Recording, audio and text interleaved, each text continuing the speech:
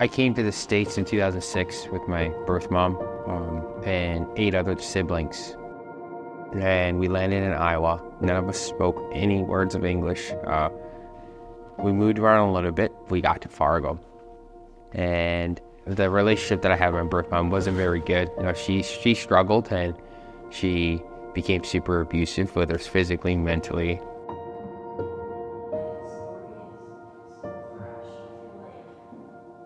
I have suffered from anxiety and depression almost all of my life.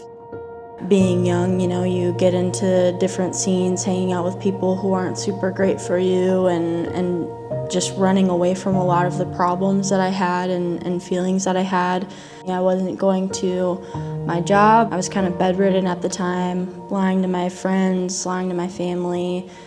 Had a really bad relationship with a lot of my family members, and eventually my roommates sat me down and they're like, "Liv, you have to tell us, what is going on?"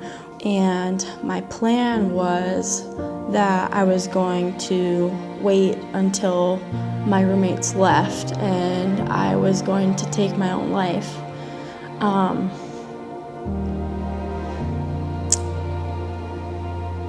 I never really wanted that for myself. I never wanted to die necessarily. But I felt like I wasn't good enough to continue on. I had been hurting so many people and hurting myself especially. And I just felt like there was no way that I was going to be getting out of it. And my friends looked at me, or my roommates, and they said, "It's not too late. We can get this figured out." So they brought me to Prairie, and I was an inpatient there for 3 days. I just felt so alone, and being in that environment, I was horrified. I didn't want to talk to anybody. I was so embarrassed. I didn't want people to recognize me and know that it was me. And that night that I had gotten admitted, I was sobbing my eyes out for hours and hours and hours because I was just so genuinely scared of what was coming next. And I looked up to God and I said, "God, if you are real, you will help me get out of this. And I promise that I will dedicate my life to you every single day."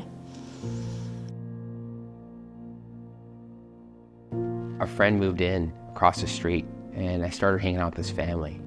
My friend's mom had this one rule. If you stayed over at the house, I spent a lot of time there. If you stayed over at the house, we had to go to church on Sunday. That was just the one rule. So I started going to church, and one day I just realized, it's like, all right, whatever this is, all this weight that I have, Lord, I'm just going to turn to you, give it to you, and just got down on my knees and prayed out to him and gave my life to him. And that was a moment really just surrendering, of saying, all right, this life is not mine anymore. And then God did some amazing things. I got removed from my birth mom, and actually the friend that I was telling you guys about, his family took me in and got adopted by the family. The next morning, I had to go to outpatient therapy for 6 weeks, and I was terrified of that. I woke up that morning and I was trying to think of every single way that I could get out of going, basically. But then I heard a voice in my head that just said, "Nope, today's the day." So I ordered an Uber to come pick me up. And I get into the Uber and I look at the back seat. There's a sign that says, "Hi, I'm a pastor here in Fargo. I've been a pastor for 25 years. And basically just explained his story, and I was shocked. 10 minutes ago, I was just asking the Lord, please show me that I'm doing the right thing and that this is what I'm meant to be doing. And he did that. As I was growing up, I didn't deal with a lot of those things that happened to me as a kid. So I responded in ways that the world would respond. I lived really a worldly life, even just to try to numb all those things that happened to me as a kid. So about 3 years ago, I realized, man, this is not the life that the Lord wants for me. So I just picked up my Bible, started reading my Bible, and started studying the Word, and really truly started following Him and living out what He tells us to live out. He's still working in me. He's still working through me. but I don't have to do it alone anymore. My friend and I were having ice cream, and he asked me this one question: hey, when are you going to forgive your birth mom? And my response right away, I was like, how can you say that, you know? But the Lord was just kind of convicting me of just like, let it go. And one day, as I was reading, I was like, man, just look at the cross. He forgave me by going on that cross and dying for me.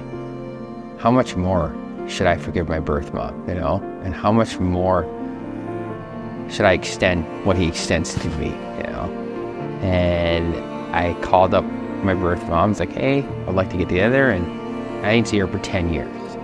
That's 10 years. And I looked at her, I was like, I forgive you. That's all I started with right away. I was like, I forgive you. And I owned whatever I did. I was like, forgive me for anything I've done too. I've never had so much grace for her till after that, because she just started weeping. At that moment, I just felt like really Jesus was in that room. Like, how much more does he care for her too, you know? He can restore things that we can never imagine in our lives. And he cares for us. If he cares for the birds, how much more does he care for us? So as we pursue him, surrender to him, follow him. Take it to Jesus, because he will be there for you, and he wants you to come to him. He's just literally waiting for you. He's sitting right next to you in all of those hard times, and he wants you to turn to him. And it's amazing that God gave his only son. He truly found me at my lowest point and said, I want her.